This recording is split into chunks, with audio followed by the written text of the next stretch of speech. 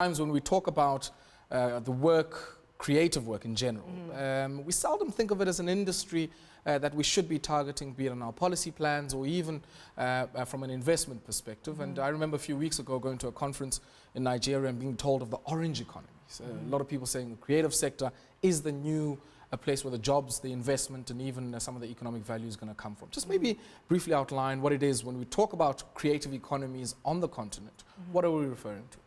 Well, the creative economies also just kind of provide an unusual form of income to economies because we're looking at, from a cultural perspective, you're looking at how people use crafts, arts to generate income in their communities, and that's just from a base level kind of interaction from a community perspective. But then, you know, we've got the potential to kind of branch out, you know, with your more kind of well-known traditional forms of entertainment, so music, fashion, technology, you know. So the spectrum is so broad in terms of what contribution the creative industries can contribute to the economy and the types of freedoms and I would say, you know, the ability for people to start to interact with the economy from that perspective where it doesn't really require any formal training. It's stuff that's sometimes inherited through, you know, learned behaviors in our cultures. Or even oral traditions. And oral traditions, etc. So, you know, it becomes a unique possibility and an avenue for people to generate income. Yeah. Isabella, let me bring you in here. I mean, I remember a few years ago when they were rebasing the GDP of Nigeria. And they were fascinated by how big a component to the services sector's contribution came from Nollywood and all of the production around Nollywood and how, because I guess they have such a large diaspora, people were effectively able to export much of what was being produced in Nollywood to all the far-flung corners of the world. Have we been able, I guess, as a continent and even for us here in South Africa, to leverage and capture much of the value culturally and economically that emerges from the sector? I think, you know, South Africa has a lot of a lot to catch up on in terms of and learn from the Nigerian film industry. I think, you know, they are so ahead of us in terms of understanding target audience and producing content for that target audience. And I think we have yet to understand our target audience and meet the requirements of that. But I think South Africa has a lot of talent and potential for what we are able to do, and I think that that market is growing phenomenally, and Nigeria is a great example, and we can learn a lot from them. Sure. Now, in many cases, you also often hear, I guess, even traditional, maybe non-creative, or industries that are seldom synonymously mentioned alongside culture and creativity, now speaking about storytelling as a competitive advantage. So people are saying, I might be a property business, but it's so important for me to be able to tell a compelling story about my brand, about my business, that'll be able to take me to the next level. Are people drawing on sort of the creative industry to be able to assist them in doing that? Yes, definitely. It's completely taken over in terms of the impact of your marketing online with social media. Video has been proven to be the most powerful impact of that. And I think it's had a huge impact on our industry and creating jobs. So yeah, it's a very exciting time in terms of the potential for these industries. I think also just, you know, traditional industries have seen that the communicating to their audience is, you know, it's harder to draw in their audience and have a kind of compelling story. And people resonate more with real stories. People resonate with things that talk to them and kind of are on the ground. And that's where, you know, if you look at the advertising industry, you know, there's a lot of creativity and creatives where you have a poet or someone who is a writer who can intersect into that industry because that's the core basis of how we sell products, is the story. And, you know, I think now the story is becoming more authentic, which is a good opportunity for So Nosisi, a lot of the people who watch this platform are either people who are startups, who are early stages in the development of their own enterprises, and maybe a big question they might be asking themselves, especially those in the world of content or even sort of some form of creative or cultural production, is what have you seen from a sort of preferences perspective on the part of the consumer? Well, where are we seeing the preferences for the consumer, who I guess is the end user of all of the stuff that we're creating on the cultural and the creative realm? Preferences, I think really what we're moving towards right now is a more authentic story. You know, people have been sold to, you know, and now, especially when the economy is so tight, you know, and people, you know, are thinking twice about where they spend their money and how they spend their money, you know, the story then becomes something really important, and it needs to be authentic. And so I think even just as a startup, you know, you can look at your product and number one, look at it from a sense of, is this something that's actually necessary? You know, because, you know, there's a lot of people that would start a company and it's a great idea, but it's not for the environment at this particular stage, right? And so then they fail because they started at the wrong time, maybe. They approached it like the story that they told was not authentic, you know, or it's just not the environment, you know. So I think from a holistic perspective as a brand or as a startup, you look at your product, but then also look at who you're talking to and see whether that product resonates with the person that you're speaking to. Yeah, yeah. Isabelle, I mean, are you seeing any shift just even in tastes and in preferences? Because you know, a lot of the time we've always spoken about this particular industry as the industry that, yes, might get you a lot of popularity and fame, but many people die as paupers. It doesn't have the kind of, you know, benefits and social protections that are often associated with many other forms of employment or forms of industry. And yet, increasingly, we're seeing young people going into the space, not only just as employees, but also as entrepreneurs, creating their own content and effectively capturing much of the value that they create. Yes. Well, to speak from the animation industry, which is where I come from, there's such incredible development happening within BE SMMEs, and a lot of black animation studios are producing that very authentic African township aesthetic. And that's a key kind of development that needs to take place, is really representing people's cultures, where they come from, how they speak, their languages. I mean, to give an example of Do Comics, who has a YouTube channel, The Unhappy Husband, 85,000 viewers, and is doing phenomenal. And he's self-funded, self-developed. Broadcasters don't support. In fact, broadcasters don't support local animation at all. And they claim, oh, it's too expensive. And so they bring in international animations. And, you know, we try to explain to them the impact of what this has on the little African child who is not given representation of their language, of their culture, of their history. And so animation offers us that incredible opportunity to really start communicating with children in a relevant platform, in a language and format that relates to them. So I think that there's definitely the audiences ready for it and desperately looking for it. Sure. We're seeing the revival or the upcoming of increase of sales of African dolls and so many varieties now.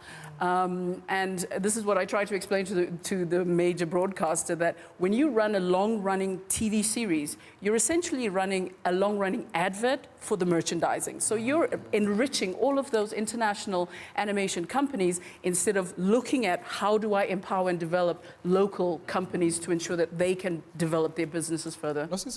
I think also just, you know, when you look at the African aesthetic and looking at how it's extending globally as well, that we as people in Africa and our governments, you know, run the danger of, you know, kind of not tagging on to our own aesthetic and having, you know, Western countries and like the US tell our stories on our behalf and interpret our cultures on our behalf, you know. So someone like Do Comics, the, you know, kind of revival of the African dolls.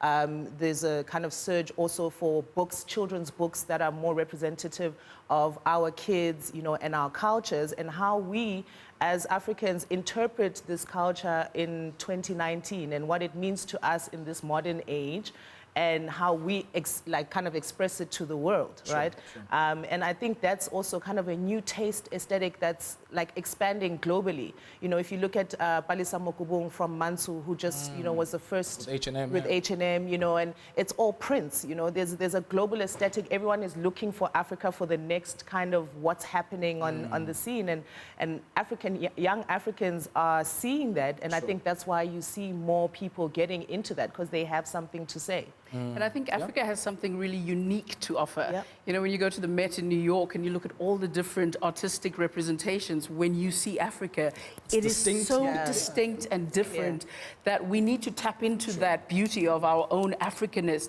and put that out there. I think if we look at many broadcasters, A lot of them still have very sort of strong legacy systems, really reach a saturation point in terms of the innovation life cycle. And that then, I guess, presents an opportunity for us to create alternative channels to distribute and ensure that this content gets to the end user. Similarly, for many of those who produce clothing, for instance, a lot of them are saying, I don't want to go to the retailers anymore, just due to the rigmarole of some of the agreements which are unfair to many of the producers. And potentially everybody's going the digital route in order to be able to access the consumer. Well, you know, it's funny even that you'd look at someone like who produces textile and has the same issues as someone who is in the music industry, right? Where it's unfair contracts, you know, the industry itself, it's dying out because the consumers are not going to the store to buy clothes anymore. People buy clothes in different ways, in different spaces. They like to buy clothes in their homes, on their computers. And so that then provides a unique opportunity, and I think brilliant opportunity for allowing more people into the industries. There's less barriers to entry provided because of the digital kind of space that we find ourselves in. I mean, if you look at, and just kind of from a musical perspective, how extreme it is. I was listening the other day to Kaya FM, and Salif Keita came onto radio to say that he's no longer going to be producing albums anymore because of the advent of digital, and that for him, the amount of money it takes for him to create his music in relation to what he receives from digital platforms and pirating, he can't recoup that. And so he's no longer creating music, right? So this is kind of just shows you how, you know, kind of dire our situation is. But as dire as it is, there is a brand new opportunity. And I think spaces like Tshimolohong, which is the digital precinct in Braamfontein with WITS, provide, you know, incubation spaces where people can then explore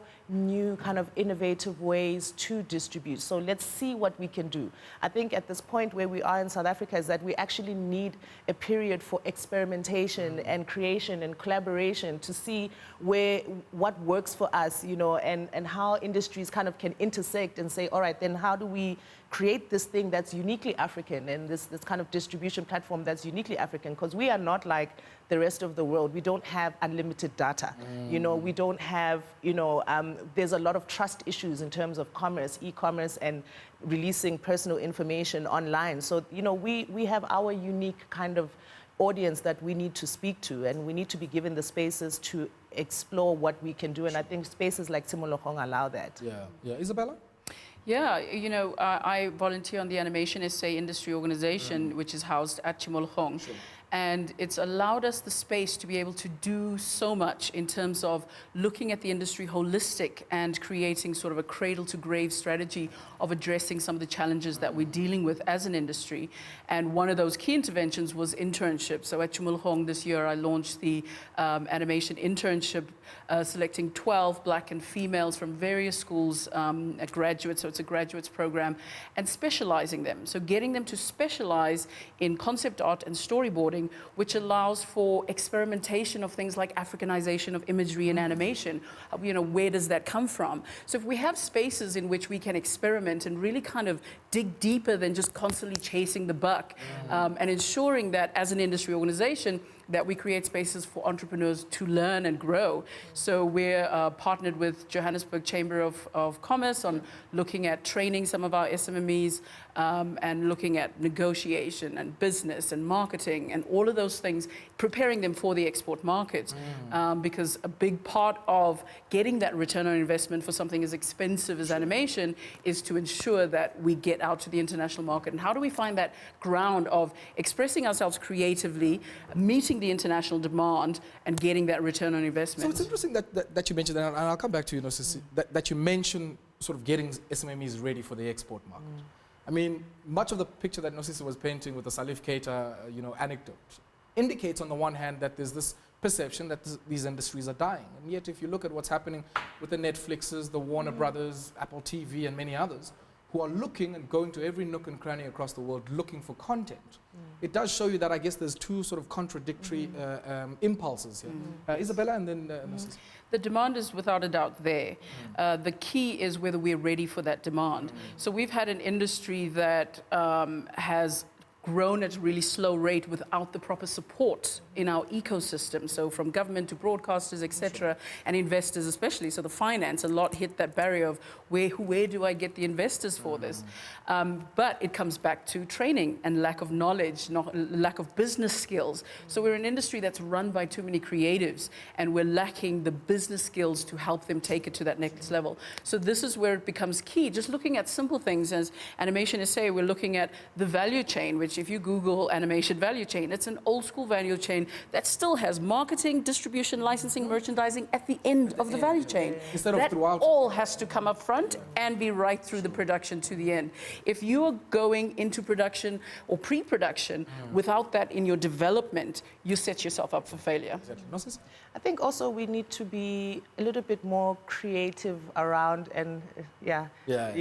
but how we, how someone with the business skills would then operate in a very intricate system. So when we look at the music industry, for instance, I, am a strategist at the Mushroom Hour Half Hour, which is the record label. We specifically deal with kind of jazz and alternative kind of jazz music, right? And our strategy has become that we hire overseas kind of service providers. So we pay monthly retainers to overseas PR agencies. We pay monthly retainers. We have deals with to capture that market. Not to capture that market, to have our stuff filter from there down to here, because then we get an interest. And that's kind of the unique thing where it's like you have to, and that's only for specific types of genres of music, So, your traditional pop music, you can start here and you'll be fine. But for us, for jazz specifically also and alternative forms of music, it's really difficult to capture the audience, right? And so people will look at platforms such as Pitchfork or Fader and say, oh, wow, who's this? And then we'll get a call from the Citizen to say, hey, we heard you released an album, But that's our strategy, because if we had released it and tried to send our press release to the Citizen or whoever, they'd be like, we're not It's really a real sure. pity. I mean, Nosisi, that you have to go to the lengths of trying to popularize your stuff in Europe before it gets recognized here at home. It's not really even popularizing it, but getting the right people speaking about it. So, as a, I would say, even as a fashion designer or whatever industry you're in, you have to know your industry, know if this person says this about you, sure, that's an entrance for you, and how do you leverage that? So right now we're working in a world where we have to be so creative around how we work our business. It's no longer just like you've got a great product. Sure. You can have a great product. Everyone has got a great product. We're living in like the time when everybody is just producing amazing work, right? So how do you stand out?